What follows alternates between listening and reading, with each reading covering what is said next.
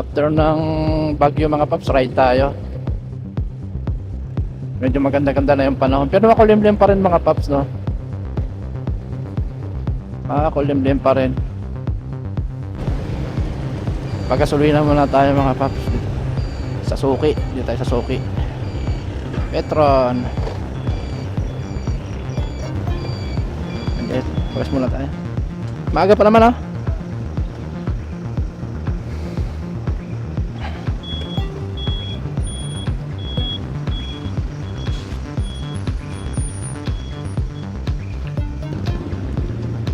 CS 100.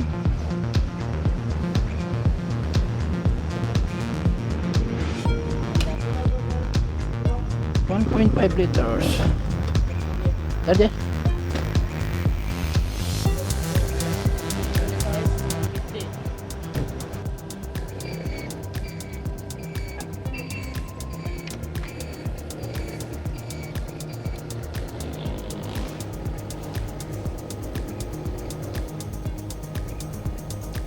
Copy na yan. Grabe yung bakal na yan.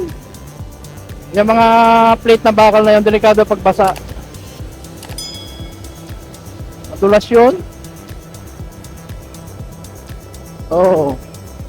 Yung mga bakal, huwag kang tutungtong doon.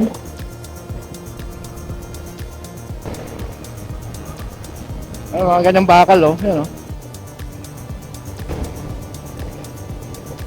Siguro kahapon baka dito sa El Silito.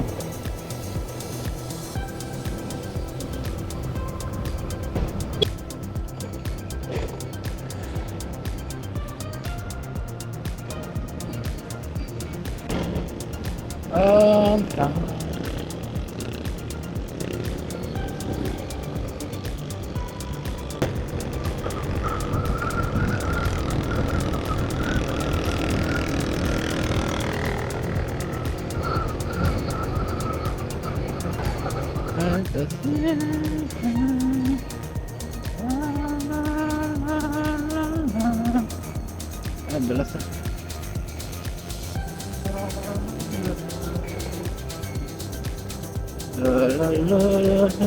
Tumba, oh.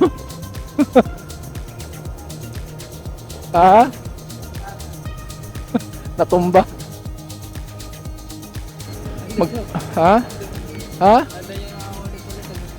Gana? Oo nga.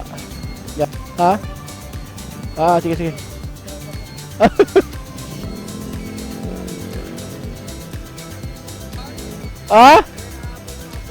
Na ano?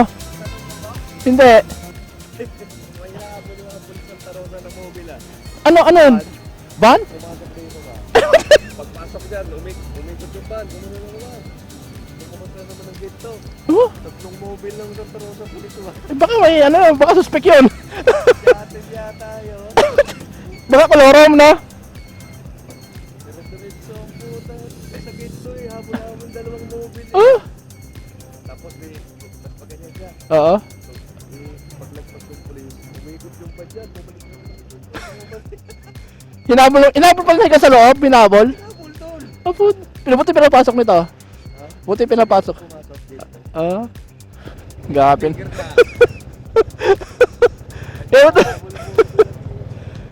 Yun tol. Kandun na abutan na. Dali yun. Patay talaga, tatlong mobile ng mga Patay siya doon. Sige tol.